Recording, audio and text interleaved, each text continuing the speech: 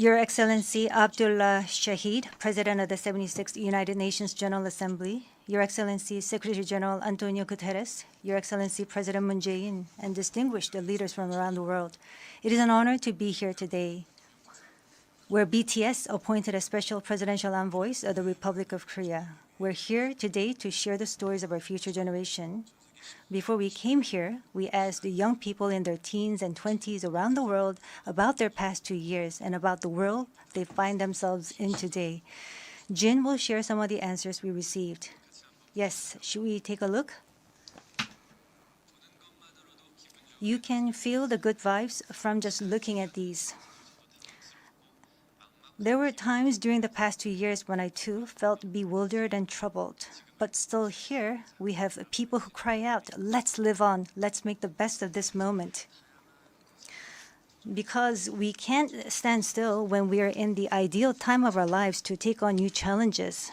It wasn't as if we could blame anyone, and you must have felt the frustration. Here I'm the same as I was yesterday, but the world changed like we were transported in a flash to a parallel world. I was saddened to hear that entrance and graduation ceremonies had to be canceled. These are moments in life you want to celebrate, and missing out on them must have been upsetting. We were heartbroken when our long-planned concert tours were canceled. And for a while, we yearned for the moments we wanted to make complete. Yes, it was a time for us to mourn for the things that COVID took away from us. A time to discover how precious each and every moment we taken for granted were. Suga mentioned the precious things we'd taken for granted. And lots of people answered our question by sharing pictures of their precious moments. Many people showed how they share their moments with nature. I think during these 2 years, they found dear the time they experienced and care for nature. Yes, but maybe because we feel an encroaching sense of dread that our time on this earth is limited, we just talked about the things we mourn, and I shudder to think about mourning for the earth. Everyone agrees that climate change is an important problem, but talking about what the best solution might be, that's not easy. It's a topic that's tough to make conclusions about. Yes, it is a tough discussion, but I learned while preparing for today that there are many young people who have an interest in environmental issues and choose it as their field of study. The future is unexplored territory, and that's where we, more than anyone, will spend our time. So these young people were searching for the answers to the question of how we must live that future. So I hope we don't just consider the future as grim darkness. We have people who are concerned for the world and searching for the answers. There are still many pages left in the story about us, and I thought we shouldn't talk like the ending's already been written. Of course, sometimes the world seems stuck in place even if you're ready to go. Sometimes it feels like you've lost your way. There was a time when we felt the same way.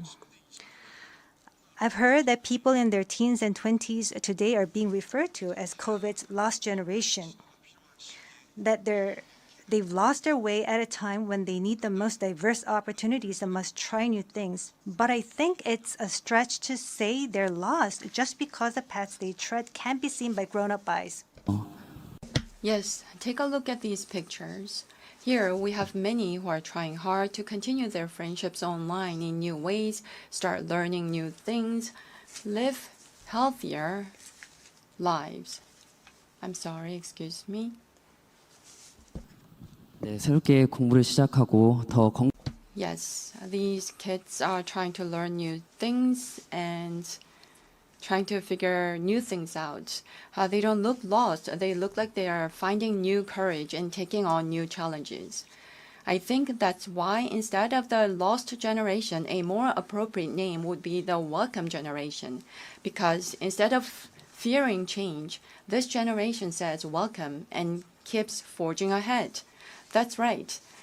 If we believe in possibilities and hope, even when the unexpected happens, we will not lose our way, but discover new ones.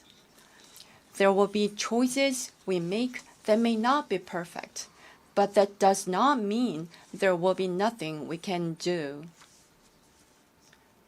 That's what I think. What is important are the choices we make when we're faced with change, right? Some of you heard the news that we're coming to the UN, and a lot of you were wondering whether we have been vaccinated. And I'll take this opportunity to say yes. All 7 of us, of course, we received vaccinations. The vaccination was a sort of ticket to meeting our fans waiting for us and to being able to stand here before you today. Just like we said in our message today, we too are doing the things that we're able to do right now. Like the vaccinations, efforts are continuously underway to keep this new reality going forward. And I think the day we can meet again face to face is not far away. Until then, I hope we can fill each of our days to the brim with positive energy. We thought the world had stopped, but it continues to move forward. I believe that every choice we make is the beginning of change, not the end. I hope that in this nascent new world, we can all say to each other, welcome. And now, as we look forward to this future, the permission to dance is our message.